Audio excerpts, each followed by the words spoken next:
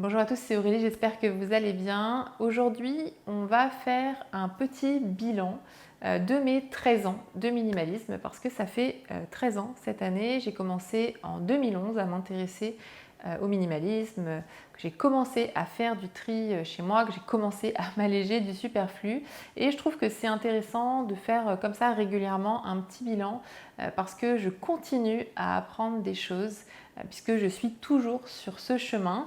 Ça a pris une autre forme bien sûr parce qu'au début il y avait forcément beaucoup de tri, beaucoup de désencombrement et aujourd'hui on va dire c'est plus quelque part des apprentissages philosophiques en quelque sorte. En tout cas on prend du recul aussi sur son propre parcours et on comprend beaucoup de choses aussi sur soi et donc j'avais envie de partager avec vous aujourd'hui donc 5 enseignements que je trouve vraiment importants, qui je pense peuvent vous aider, dans lesquels vous pouvez vous reconnaître aussi et qui peuvent vous aider à avancer donc sur votre chemin de minimalisme et sur votre chemin de vie plus globalement. Et le premier enseignement que j'avais envie de partager avec vous, c'est que la nostalgie peut être extrêmement handicapante. Je vous en ai déjà parlé dans plusieurs vidéos, je vous en mettrai peut-être une juste ici, dans laquelle je parle beaucoup de la nostalgie parce que c'est un sentiment que j'ai ressenti pendant très longtemps. J'étais très nostalgique quand j'étais plus jeune et je pense qu'on le perd jamais vraiment. Je pense que j'ai une base, un petit peu une nature, en tout cas j'ai été beaucoup conditionnée à être nostalgique et donc je pense que c'est toujours plus ou moins présent aujourd'hui, même si c'est très discret aujourd'hui. Mais je pense qu'on a tous des terrains un petit peu différents selon la façon dont on a été éduqué, selon les enseignements, les croyances qui nous ont été transmises par nos parents, par les gens qui nous ont éduqués. Et donc c'est vrai que la nostalgie a fait partie de ma vie pendant très longtemps et ça m'a rendue très triste. J'étais quelqu'un aussi d'assez déprimé, je pleurais très souvent, etc. Et c'est vrai que pendant longtemps, j'ai beaucoup idéalisé le passé. J'étais beaucoup centrée sur le passé, je pensais beaucoup au passé, j'avais beaucoup d'objets qui me renvoyaient tout le temps au passé et j'avais beaucoup de mal à me projeter dans l'avenir. J'avais beaucoup de mal aussi à faire des projets, à être aussi dans le moment présent, à agir, à avancer vers mes objectifs puisque je n'avais pas vraiment d'objectifs, puisque je ne me projetais pas dans l'avenir. Et c'est vrai que le minimalisme m'a beaucoup aidée, notamment grâce au tri des souvenirs, mais ça m'a beaucoup aidée à me détacher de ce passé et à le mettre à bonne distance. Il existe toujours dans ma vie aujourd'hui, bien sûr. Je pense que c'est important de faire exister aussi le passé, puisque c'est quelque chose qui nous a construit, qui nous a modelé, qui nous a appris des choses aussi. Mais c'est vrai qu'il est beaucoup moins présent dans ma vie et justement, je me suis rendu compte combien la nostalgie était handicapante avant. Quand j'étais dedans, quand j'avais le nez dedans, je ne me rendais pas compte forcément. Mais c'est vrai que je me rends compte aujourd'hui qu'elle m'empêchait de faire énormément de choses. Elle m'empêchait de profiter de ma vie, de profiter du présent, de profiter des gens qui étaient autour de moi. Elle m'empêchait aussi de prendre des décisions, elle m'empêchait de saisir des opportunités intéressantes et elle alimentait ma peur de l'avenir. Et c'est vrai qu'aujourd'hui, je me rends compte combien la vie est plus légère, la vie est plus douce sans cette nostalgie qui prenait énormément de place dans ma vie. Et le fait de me détacher comme ça du passé, ça m'a permis aussi d'embrasser beaucoup plus sereinement le changement parce que j'avais très peur du changement aussi, qui était lié à l'avenir aussi. Et qui était lié au fait de quitter quelque chose de passé pour quelque chose de nouveau. Et c'est vrai que je me rends compte combien ça m'a aidé de faire ce tri et puis toute l'introspection aussi qui en a découlé. Bien sûr, il n'y a pas que le tri, il y a aussi tout ce qu'il y a autour. Mais le tri pour moi agit comme une sorte de déclencheur et je trouve que c'est important d'associer de l'introspection, donc quelque chose qui est un petit peu plus intellectuel, un petit peu plus émotionnel, avec des actions. Et le tri, c'est vraiment du concret. on donne des choses, on fait sortir des choses de chez soi. Et je trouve que c'est vraiment important d'associer les deux. Une deuxième chose que j'avais envie de partager avec vous aujourd'hui, c'est que je me suis rendu compte que le tri venait réveiller notre peur de la mort. Et ça, je m'en suis rendu compte il n'y a pas forcément très très longtemps, depuis quelques années on va dire, où j'ai commencé à aborder notamment le fait de faire du tri avant de mourir, en tout cas faire du tri par anticipation pour ne pas laisser le fardeau de nos possessions à nos proches quand on ne sera plus là. Et c'est vrai que j'ai eu souvent des réactions assez violentes, assez agressives aussi par rapport à ça. Et j'ai constaté qu'il y avait beaucoup de gens chez qui ça venait réveiller une peur de la mort et combien beaucoup de gens s'accrochent à leurs objets pour se sentir vivant en quelque sorte et en tout cas pour lutter contre cette angoisse de mourir. C'est vrai que nos objets ont ce rôle un petit peu de prolongement narcissique, c'est un petit peu des extensions de nous-mêmes et le fait de transmettre par exemple des objets à nos enfants, à nos petits-enfants, etc., ça donne un petit peu le sentiment d'être immortel, d'être éternel et d'être toujours vivant en quelque sorte, en tout cas dans l'esprit et dans le cœur des gens, même après notre mort. Et quand on parle du fait de faire du tri justement dans ces objets qui représentent finalement un petit peu notre identité, ça vient menacer notre sentiment de sécurité et notre besoin d'immortalité. Les objets ont aussi un petit peu un rôle de réconfort face au chaos, à l'incertitude de la vie, du monde aussi tel qu'il est aujourd'hui. On a l'impression un petit peu d'avoir le contrôle sur certaines choses quand on a nos objets précieux qu'on chérit avec nous.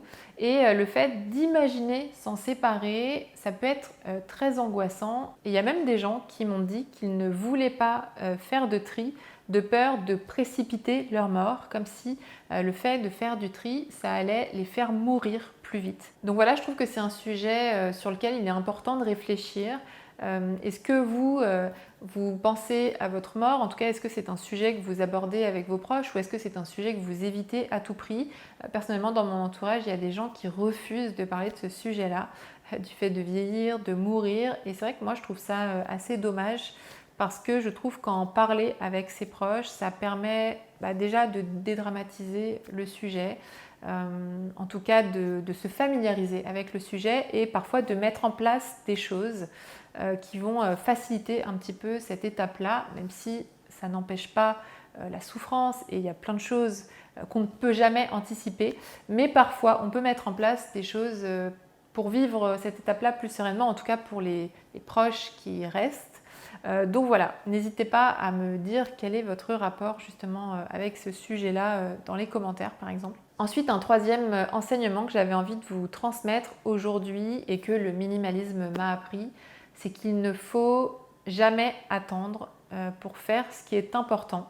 C'est vrai que dans nos vies surchargées où on fait à la fois tout un tas de choses et à la fois peut-être pas les choses les plus importantes, on a souvent tendance à remettre à plus tard tout un tas de choses, tout un tas de projets. Et c'est vrai que plus j'avance dans les années, plus je me rends compte que le temps passe extrêmement vite et que parfois on se dit qu'on fera les choses plus tard et en fait on ne les fait jamais parce que l'occasion ne se présente jamais. Et c'est vrai qu'on a parfois tendance à attendre le bon moment.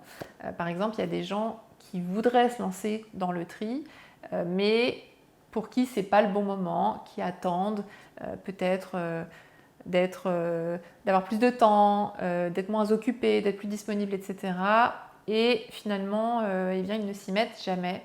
Et je trouve que c'est dommage parce qu'il y a des choses comme ça qui sont importantes, qui pourraient nous apporter énormément de bienfaits, qui pourraient nous rendre plus heureux et qu'on repousse encore et encore, qu'on procrastine parce qu'on a toujours plus urgent à faire finalement. Et malheureusement, à force de repousser toujours à plus tard ce qui est important, eh bien, on finit par avoir des regrets puisqu'à un moment donné, il y a des choses qu'on ne peut plus faire parce qu'on n'est pas forcément en bonne santé ou peut-être qu'on n'a pas autant de moyens qu'avant. En tout cas, voilà, des fois, il y a des circonstances de vie qui nous empêchent de faire certaines choses qu'on pouvait faire avant. Ça, c'est vraiment un enseignement qui m'habite très souvent, c'est qu'il ne faut pas attendre plus tard, mais plutôt faire des petites actions chaque jour, faire des petits pas.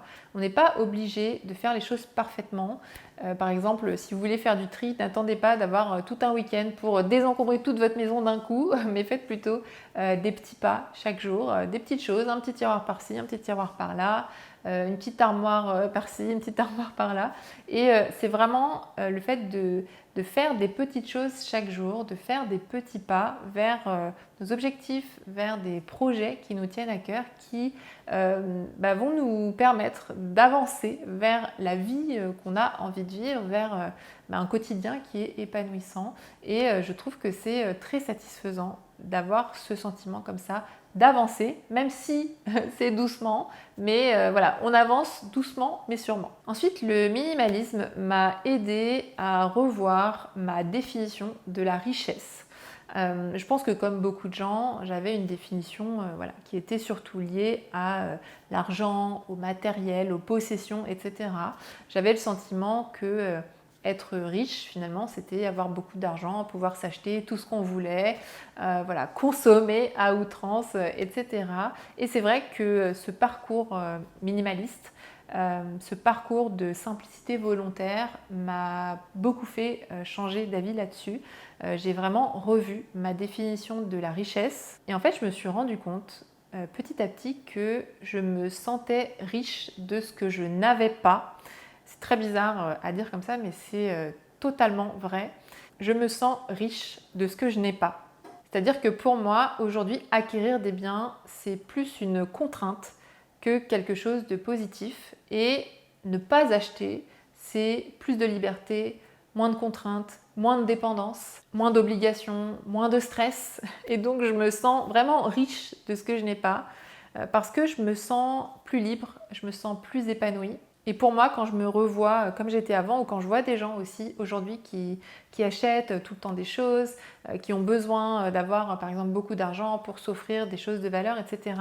C'est vrai que dans mon esprit, en tout cas, c'est toujours connoté dépendance. Finalement, on est dépendant des objets extérieurs qui vont nous donner une certaine image, une certaine valeur aux yeux des autres. Et pour moi, c'est vraiment l'inverse de la vraie richesse, en tout cas telle que je l'aperçois aujourd'hui, où finalement pour moi c'est vraiment le fait d'être libre qui est le plus important et d'avoir du temps aussi pour ce qui compte. Et parfois quand on s'enferme comme ça dans une consommation à outrance, eh bien déjà on a moins d'argent, on a moins de temps, on est plus stressé aussi. Et c'est vrai que pour moi c'est plus du tout la définition d'une vie riche et épanouissante. Et enfin le dernier enseignement que j'avais envie de vous transmettre, c'est la sagesse de la contrainte. C'est vrai que dans le monde dans lequel on vit, on a tendance à voir la contrainte, les règles, les limites comme quelque chose de négatif. Aujourd'hui, on aimerait jouir de tout, être libre tout le temps et en toutes circonstances, n'avoir aucune contrainte, n'avoir aucune obligation, n'avoir aucune règle, n'avoir aucune discipline et faire tout ce qu'on veut quand on veut. Comme si c'était ça qui allait nous rendre libres et donc plus heureux. Et en fait, moi, c'est ce que je pensais aussi avant, clairement. Et je me suis rendu compte au fil du temps, grâce à cette démarche de simplicité volontaire, qu'en réalité, cette fausse liberté, cette illusion de liberté, le fait de faire ce qu'on veut quand on veut, en fait, c'était un piège plus qu'un cadeau. Parce que ça nous enferme dans une vie qui finalement devient de plus en plus insatisfaisante, où on apprécie de moins en moins les choses et où on perd un petit peu de vue le sens. Il n'y a plus tellement de sens à notre vie. Et moi, je me suis aperçue que m'imposer des contraintes, donc choisir mes contraintes, ça c'était la vraie liberté. C'est pas l'absence de contraintes, c'est choisir ses contraintes. Et ça, c'est un luxe parce qu'on n'a pas tous ce luxe-là.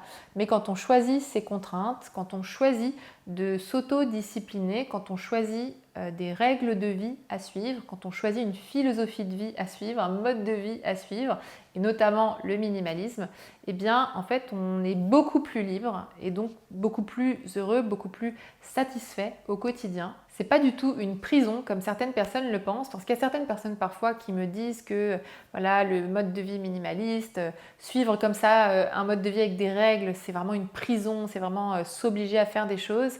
Et moi en fait, ça m'a apporté que du positif dans ma vie, le fait d'avoir une discipline de vie en quelque sorte, le fait de ne pas forcément me laisser le choix sur certaines choses, ou en tout cas d'avoir des règles que je suis. C'est comme pour moi faire du sport, j'en parle souvent, mais le fait de m'obliger, entre guillemets, à faire du sport, par exemple, 2 fois par semaine, eh bien pour moi ça m'apporte énormément de plaisir, énormément de joie, ça m'apporte de la santé aussi, et pour moi c'est ça aussi l'objectif de la vie, c'est d'être en bonne santé, c'est d'être heureux, et c'est de suivre des règles qui nous parlent à nous, bien sûr, hein. Si vous vous forcez à faire des choses qui n'ont pas de sens pour vous, ça ne sert à rien. Mais pour moi, en tout cas, pratiquer le minimalisme au quotidien, suivre un petit peu en quelque sorte des règles que j'ai moi-même adaptées à ma vie, ça me donne beaucoup de joie, ça me rend très heureuse. Et surtout, je sens que ça m'aide à plein de niveaux. Le fait de m'autodiscipliner, d'avoir une discipline de vie, ça m'aide à accomplir les choses qui sont importantes pour moi, là où avant, quand j'avais un peu l'impression, quand je voulais faire ce que je veux, quand je voulais, en fait, j'accomplissais rien parce que finalement, des fois j'étais fatiguée, des fois j'avais pas envie, des fois j'avais la flemme. Et en fait, à trop s'écouter, entre guillemets, eh bien, on fait pas grand-chose. En tout cas, c'est mon expérience. En tout cas, pour moi, aujourd'hui, la contrainte, elle est synonyme de liberté. Je choisis de suivre des principes de vie qui me parlent, et ça me permet de faire des choix beaucoup plus simples, de réduire aussi ma fatigue décisionnelle, parce qu'à toujours se demander quoi faire, comment le faire, eh bien c'est très fatigant. En fait, c'est beaucoup de charge mentale. Et c'est vrai qu'aujourd'hui, j'ai beaucoup de clarté dans ma vie. Dans mon esprit, je sais exactement où je vais, et je trouve ça beaucoup plus satisfaisant. Donc voilà pour mon bilan de 13 années de minimalisme. N'hésitez pas à liker cette vidéo si elle vous a parlé, si elle vous a plu, si vous avez apprécié les différents enseignements. D'ailleurs, n'hésitez pas à me dire en commentaire quel enseignement vous a le plus parlé. Est-ce que vous vous êtes reconnu dans certaines choses que j'ai évoquées? C'est toujours intéressant de partager un petit peu nos différents ressentis, parce qu'on a tous un ressenti différent. La façon dont moi je vis mon parcours minimaliste est très différent du vôtre, mais en général on a quand même des points communs. Donc voilà, je serais curieuse de savoir si ça a résonné en vous, et si vous avez envie de faire un peu de tri chez vous mais que vous ne savez pas tellement par où commencer. Vous pouvez télécharger notre guide pour alléger votre intérieur et simplifier votre vie. C'est complètement gratuit, vous avez juste à cliquer sur le lien qui est juste ici, ou alors sur le lien qui est juste en dessous de cette vidéo. Et moi je vous dis à très bientôt dans une prochaine vidéo. Salut!